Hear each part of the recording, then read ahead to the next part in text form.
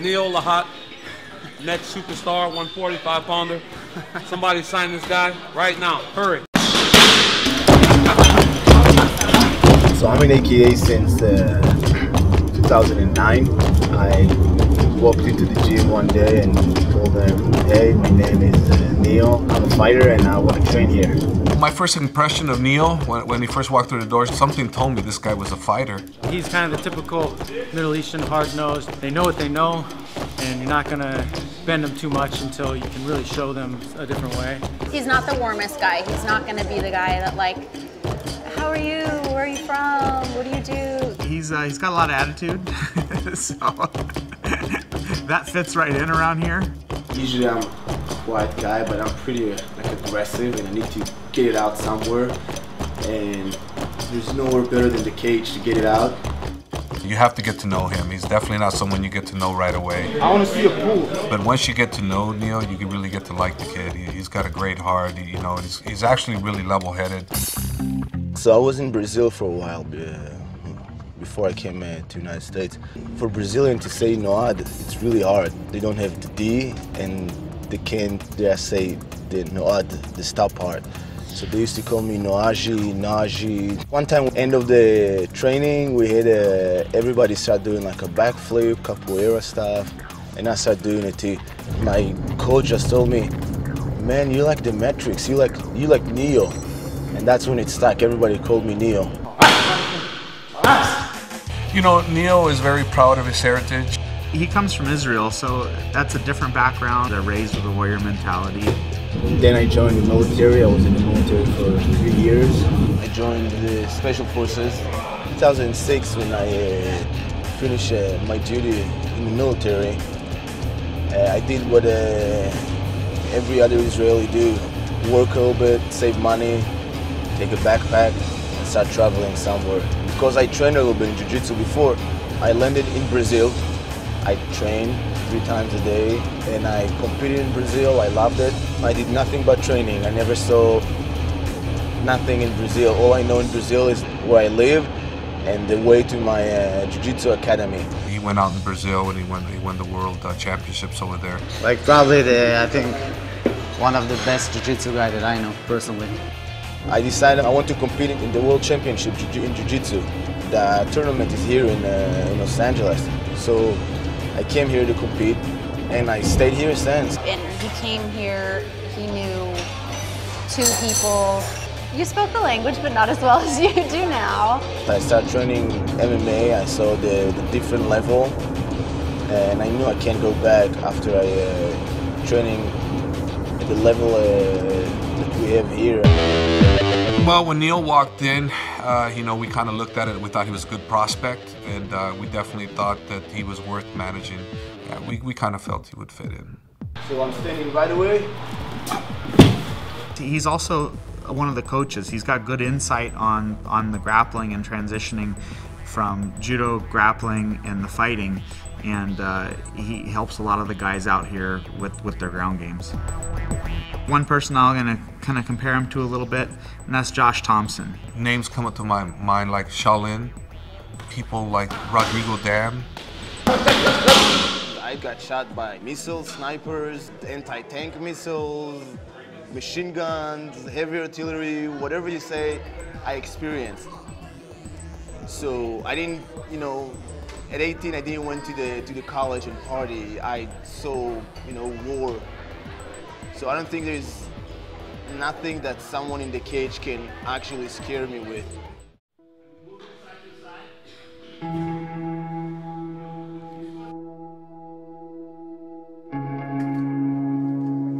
So I broke my foot last week on Friday.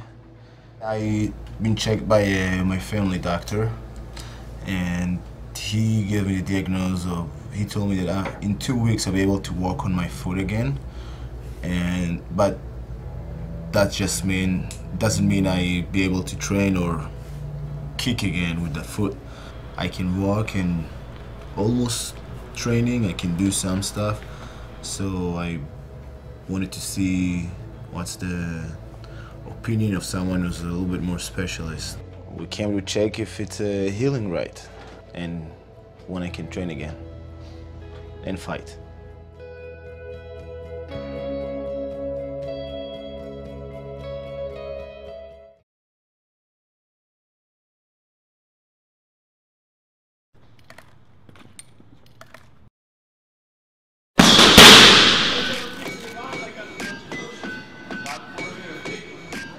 I always work as hard as I can until I feel my body start like falling apart, because that's the way I raised. That's the only thing I know how to be.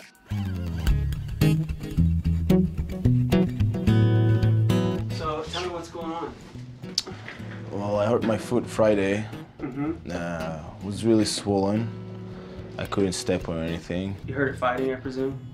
Training, yeah. I'm gonna examine your ankle first and make Okay. sure your ankle is not a problem or isn't unstable. Okay. Okay. Take your foot and I'm gonna push it this way. I'm gonna lift your toe up. You try to push your toe down. Yeah.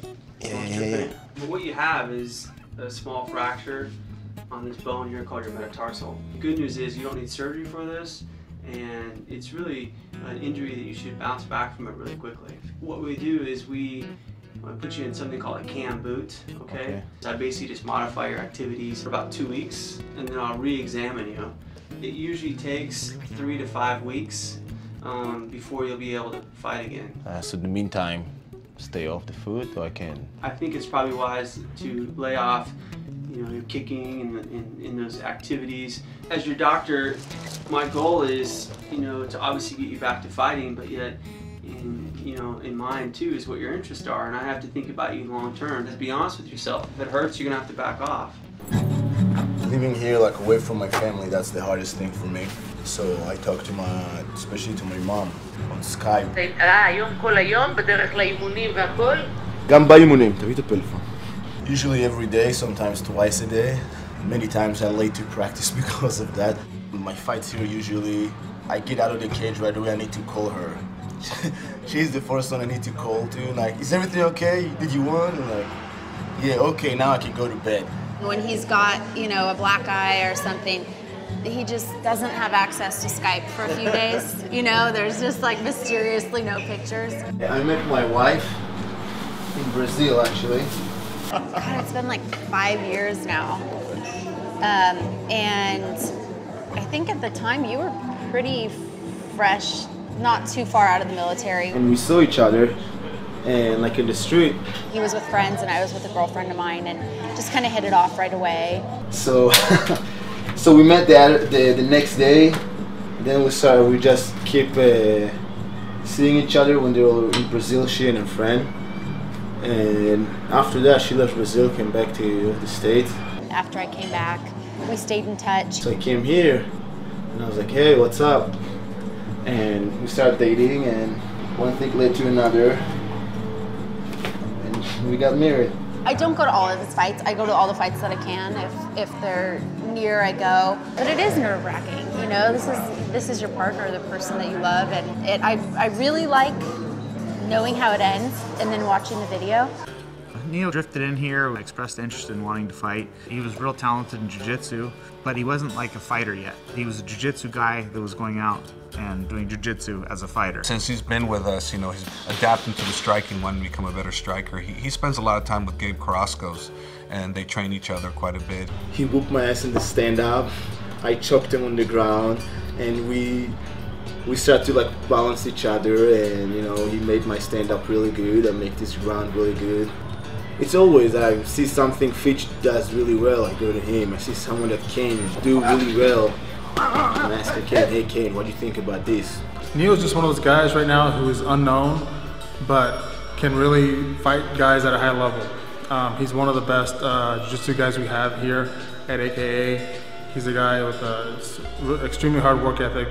And you know, just the training partners of like Josh Thompson, just other guys we have in here, and he's definitely one of the guys who can compete, you know, with other guys at a high level right now. 30 seconds. Hands up, Sean. My relationship with Neil has grown at the early stages. He was just there, you know, but he made himself known, you know. He was insistent that he get training. But when I would do a meeting with some of the guys, Neil would show up, and I'm looking at Neil, and I'm like, wow, you weren't even asked, and here you are. He goes, well, how am I going to get training, you know, if I don't show up? And I go, okay, good point. Neil has actually made the biggest sacrifice out of almost all my fighters because he really doesn't have a job. In Neo's situation, and most anybody that's starting out, the biggest hardship is the financial hardship.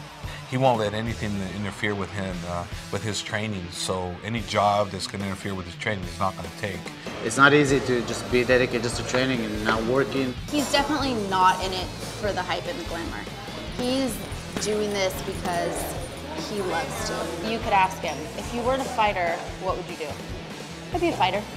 Like there's no backup, there's no second choice. This is what he wants to do. He's got great determination, and he's not going to let anybody tell him no. He does not accept no. I don't know anything else, you know, about training and competing, and this is my life.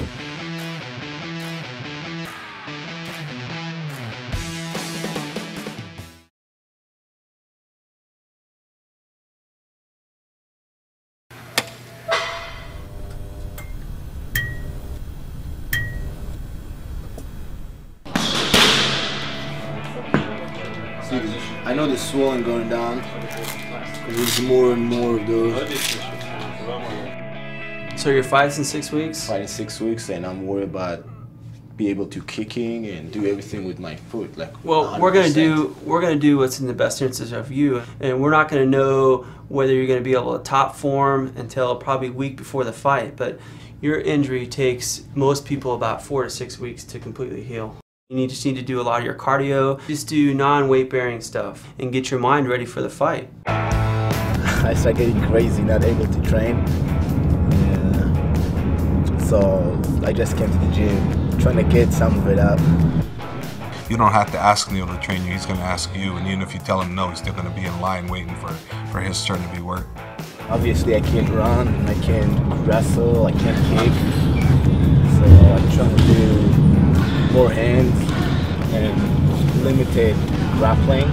The thing about him is he's always here, whether he's injured, whether he's not injured. Well, it depends on the injury. Sometimes it's better to rest, sometimes it's better to work through it. Just gotta feel him out. I think his is a little more serious, you know, so I think he should probably be out of the gym more so. I think a lot of times fighters actually try and push it a little too soon, and then we prolong the injury. They do a good warm-up, a lot of stretching, a lot of training to prevent injury. Neil has been training with me about 3.5 years. He's been a very hungry student, you know, always asking for more. Neil's last fight, it really showed. He came out against a really strong wrestler, defended all the takedowns, stayed on his feet, and beat the guy up with elbows and knees, and the ref ended up having to stopping the fight because he was damaging him too much with the knees. It's always getting better at everything. Like, just kind of the one of the captains of the team, you know, getting everybody together and making sure we all do what we're supposed to do. Because of Neil's gung-ho-ness, he gets in there and he spars with Josh Thompson, he spars with all these top guys, and he hangs with them. I mean, yeah, they beat him on the weight issue and stuff, but you know, he hangs. I learned everything in this gym. I thought I was a fighter before, but I'm a fighter now. I always watch really carefully what I eat. I don't even let other people cook for me besides the people I trust. I always eat like in a fight camp, even when I'm far out, because I can't allow myself, you know, eating other stuff. I get sick immediately. We mostly eat a lot of vegetables and chicken. You don't eat meat too much because it makes your body too heavy when you train and it takes a long time to digest. I'm trying to eat as much organic food as we can. A couple weeks beforehand, he gets in the headspace. Because he goes for a finish, you know, he goes to the kill. He's not going to like mess around and maybe win by a decision or something like that. In his last fight, he got out there and he was fighting a striker and went for a couple takedowns. In the process of going for one of the takedowns, his back completely spasmed and locked up, and he couldn't do any more takedowns.